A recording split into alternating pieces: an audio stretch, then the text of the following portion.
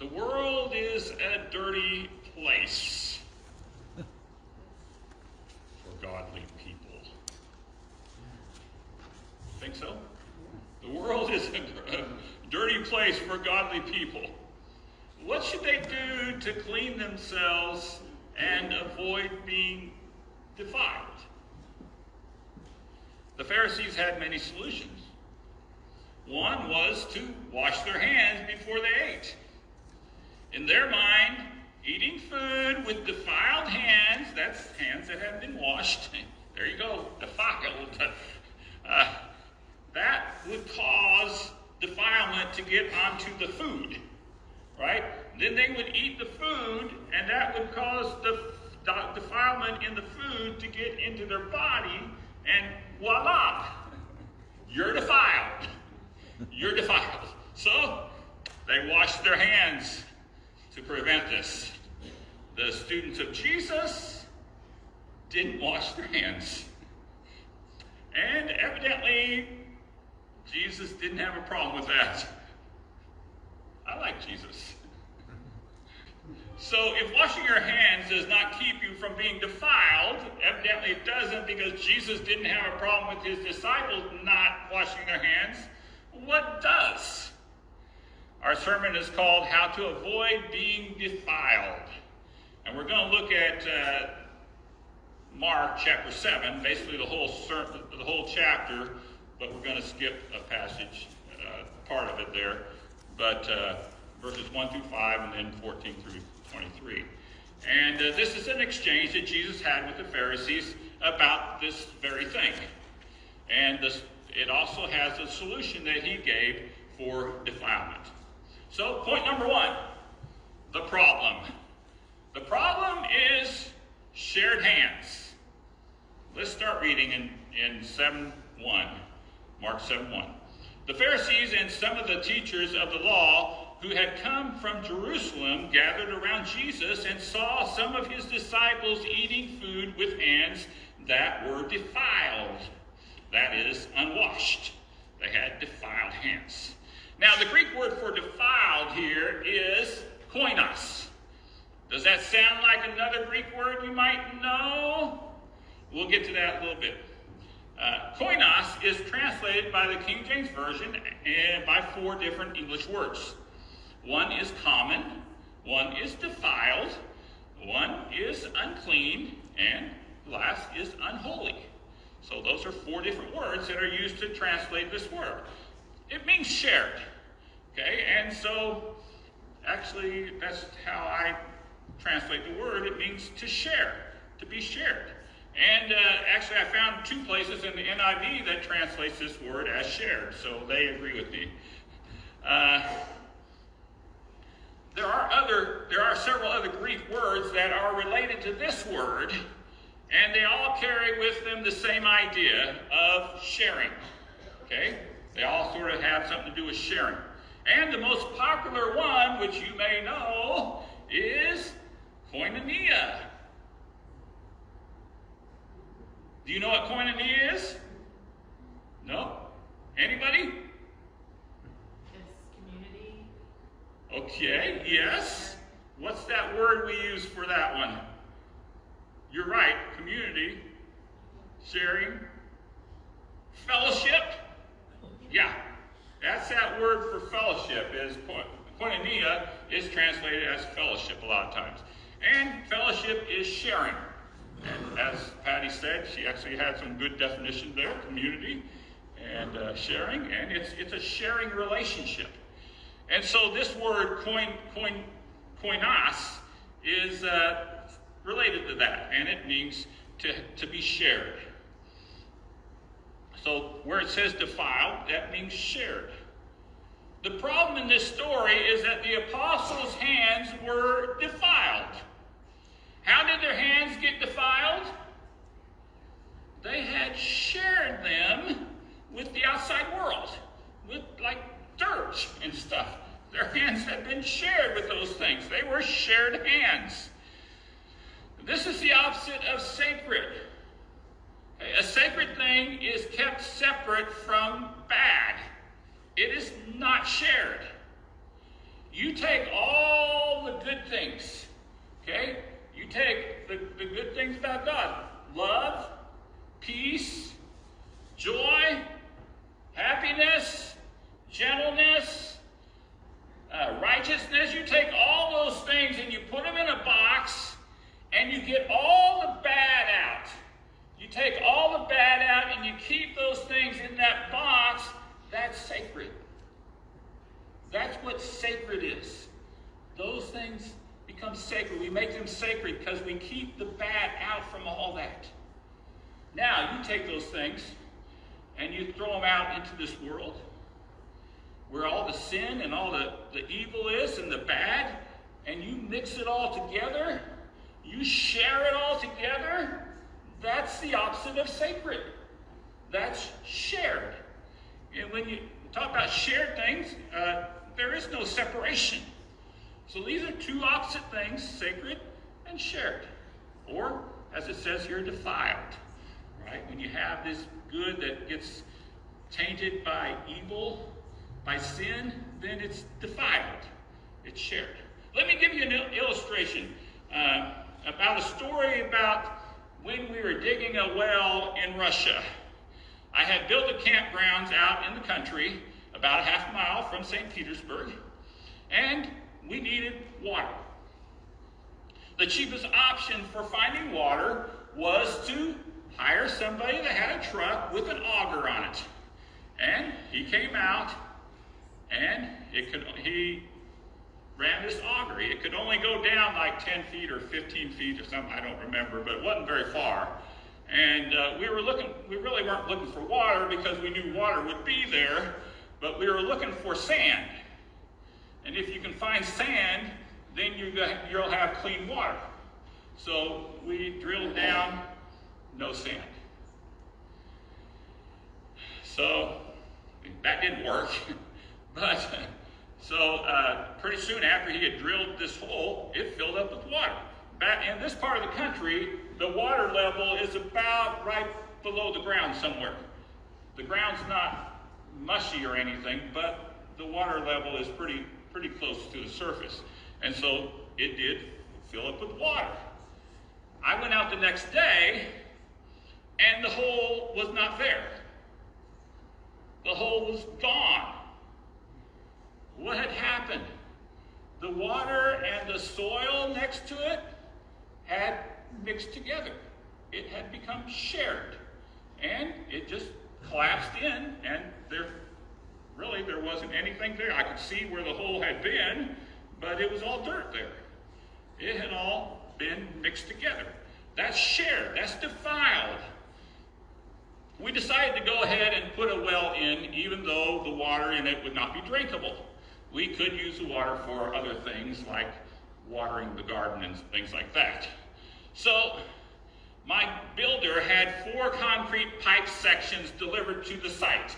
Now this is Russian ingenuity, I guess. I'd never seen anything like this, but we've seen the concrete rings, right? They're these big concrete circles, and it's about 1 meter high and actually about 1 meter in diameter. And so they brought a truck that had a little crane on it, and they brought it and they put these things out on the ground,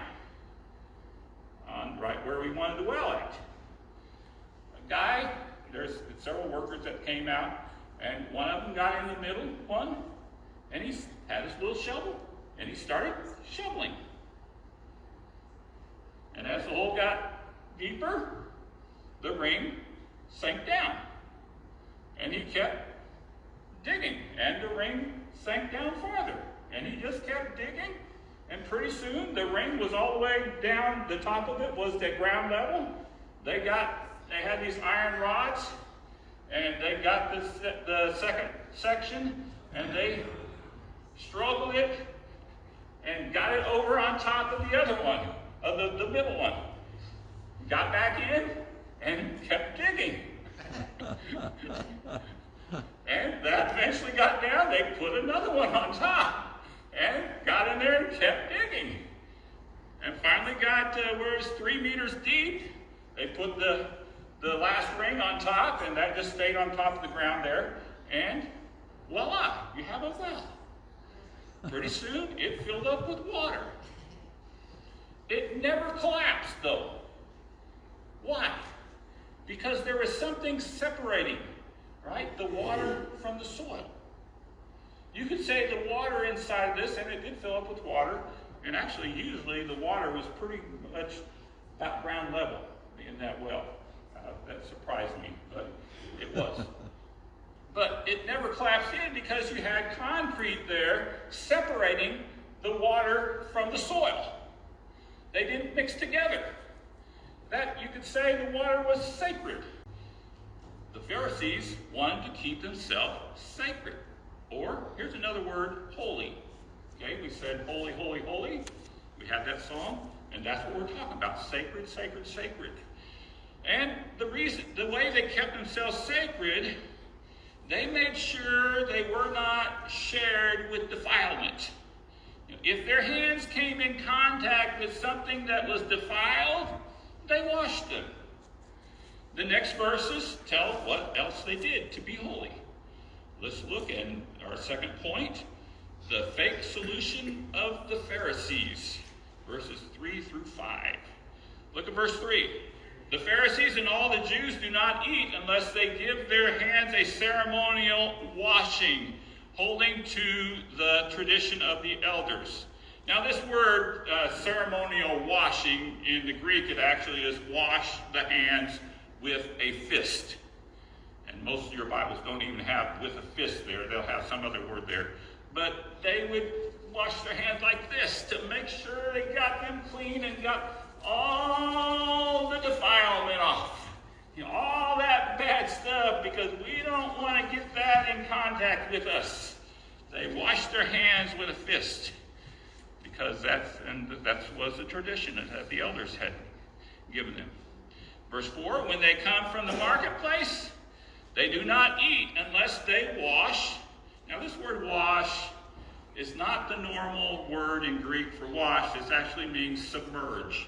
They submerged themselves. They didn't just wash. And they observed many other traditions, such as the washing. And again, here this washing is submerging. The submerging of cups and pitchers and kettles. So the Pharisees and the teachers of the law asked Jesus, why don't your disciples live according to the tradition of the elders instead of eating their food with defiled hands? This talks about the marketplace. The marketplace was where you might come in contact with bad people, right? Defiled people. Think of our grocery store, right? But think of the marketplaces in other countries. Usually it's a dirty place. And so the Jews, when they went to the marketplace, when they came home, they submerged themselves in water. The Greek word here is baptizo. It means to submerge underwater. It usually is translated as baptize, but here as wash, and it really shouldn't be wash. But this is how the Pharisees and the Jewish people cleanse themselves ceremonially. They dunked themselves in water. They had this place. It was a mikveh, and they called it a mikveh. And they would go in there and they dunk themselves in water like this. And that got them clean. Then they could be clean to go to the temple or to do other things like that, or to be at home in this case. So that's how they would clean themselves. They would submerge themselves in water, go up and down like that. And most Jews still do this today to be ceremonially clean, and they still today have these mikvahs where they do this. This is where the Christian practice of baptism actually comes from, okay, from this process. Most Bibles translate the word baptizo as wash in this passage, but that is wrong because there is a different word for wash, which is nipto, and it is in verse 3. Using the word wash here hides what they actually did. They submerged themselves in water. The Greek word baptismos is also in this verse. Sorry about all these Greek words, but A form of this baptismos, and it's found there. We talked about washing of pots and cups and pitchers and kettles. This word also means to submerge. The NIV says washing of cups, even though the Greek word baptismos is usually translated as baptism and not washing. It should be baptism or submersion or immersion, but not washing, because that is what they did with their cups and their utensils. They submerged them in water. Today, some Jews still do this. If they buy pots and pans and utensils and stuff from a non-Jew, they're defiled, right? And so what they do is they will actually dunk them in water to get rid of that defilement that you Gentiles have given to their pots and pans. That's us, we're all Gentiles. But that's how they cleanse them. It's just this thing that they did, and some of them still do, to cleanse their pots and pans and their other things. This is their way of keeping defilement out. The solution of the Pharisees for getting rid of defilement was to submerge in water. But this is a fake solution. It doesn't really get rid of any defilement, just dirt. Point number 3, other fake solutions. Today, many people have other fake solutions to keep them from getting defiled. Many Christians hold on to the law to stave off this defilement. Don't do this, don't do that. But it really doesn't work, because even though they insist that you should keep the law, they themselves don't do it. They end up breaking the law. So it doesn't really keep them undefiled. It may look like it works, but it doesn't. It is fake. Another solution Christians try to avoid defilement with is by keeping tradition. A tradition is something that is done because other people do it, or because that's the way we've always done it. Jesus talks about this in the verses that this sermon actually skips over. It talks about, Jesus actually condemns them for their traditions. Many people are more comfortable with doing what others are doing or listening to what other people are saying you should do than they are with doing what Jesus says is right. It's another fake solution. Yet another way that people try to keep from being defiled. Some people do this. They refuse to be friendly with anyone who is not from their church. Any unsaved, they stay away from unsaved people. They keep themselves separated from these people. You would call them separatists. They go to church, and that's where they do all their friends, and that's it. These are all fake solutions. They do not really keep defilement away. Jesus gives the real solution in the following verses. And so point number 4, the real solution. Look at verse 14. Again, Jesus called the crowd to him and said, "Listen to me, everyone, and understand this. Nothing outside a person can defile them by going into them. Rather, it is what comes out of a person that defiles them." This is what Jesus said. Okay? The things coming into you don't defile you. It's the things going out. Not the things coming in, but the things going out. Do you understand this? Well, if not, Jesus explains it in the next section. So number 5, the real solution explained. Mark 7:17 says, after he had left the crowd and entered the house, his disciples asked him about this parable. "Are you so dull?" he asked. "Don't you see that nothing that enters a person from the outside can defile him? For it doesn't go into their heart, but into their stomach and then out of the body." In saying this, Jesus declared all foods clean. He went on. What comes out of a person is what defiles them. This is, for it is from within, out of a person's heart, that evil thoughts come. Sexual immorality, theft, murder, adultery, greed, malice, deceit, lewdness, envy, slander, arrogance, and folly. All these evils come from inside and defile a person. The evils inside of a person defiles him. The real solution must fix the inside of a person. Food and dirt coming into a person does not fix the inside. And it does not make a person defiled. These things never even come in contact with the heart or the brain. Avoiding those things accomplishes nothing. Jesus says that it is what comes out of a person that defiles him. What comes out of a person? Jesus tells us. Evil thoughts. Evil thoughts. They come out in the form of sexual immorality, theft, murder, adultery, greed, malice, deceit, lewdness, envy, slander, arrogance, and folly. Before these things come out of a person, they sit in the brain in the form of evil thoughts.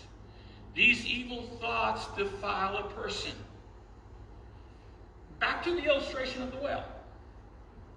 Okay, the well has its walls that keep it separated from the soil, but the defiled person is actually pouring dirt in the well.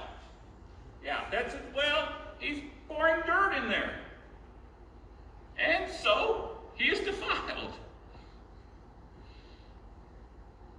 This is a problem of the defiled person. The walls are there to protect, but they don't do any good because he's putting evil thoughts in his head. Do bad words come out of your mouth? Do you say bad things? Do you criticize people? Do you get mad? Do you lie? Do you steal? Do you envy? Do you do any of the other things that Jesus has listed here? If so, you have an inside that is shared with defilement. You are defiled. Your thoughts are defiled. How do you avoid being defiled? You clean up the inside. Don't let evil thoughts dwell in your brain. If they are there, if they are not in your brain, they will not come out of the body. It is what comes out of the body that defiles you, that makes you shared with this world. Don't let those evil thoughts start inside of you. Don't let those evil thoughts stay inside of you. Clean up the inside. We must be on constant guard with the thoughts of our brain. When bad thoughts come, throw them out. Don't let them stay. They will defile you. The goal is to have a sacred mind. A sacred mind. A mind where all the thoughts are good thoughts. Where all the thoughts are wholesome thoughts. So there you have how to avoid being defiled. The fake solution is to keep defilement from coming into your body. But that doesn't work. You have to keep defilement from coming out. You must guard your thoughts. Your thoughts must be all good apples. Does one bad apple spoil the whole bunch, girl? Michael Jackson, he didn't think so, but actually science tells us that yes, one bad apple can spoil the whole bunch. As some fruits, like apples and pears, ripen, they produce a gaseous hormone called ethylene, which is, among other things, a ripening agent. When you store fruits together, the ethylene from each piece prods the others around it to ripen further. The riper a piece of fruit is, the more ethylene it produces. And overripe fruit give off even more ethylene. eventually, this leads to the whole bunch being bad. Have you ever noticed that? You have a bunch of fruit together and one gets bad and pretty soon all of them get bad. So one bad apple can spoil the whole bunch. That rotten apple laying under the tree out in the backyard, it doesn't spoil the whole bunch. It is that bad apple in the refrigerator with the other apples. It's that bad apple in your brain that spoils the rest of the thoughts in your brain. This is a picture of what goes on in your brain. One bad thought starts, and if you let it stay with the other thoughts, it will make them bad. It will spread. Soon the things coming out of you will be bad. This makes you defiled. Throw out the bad apples. Don't allow evil thoughts in your brain. One bad thought can spoil the whole bunch.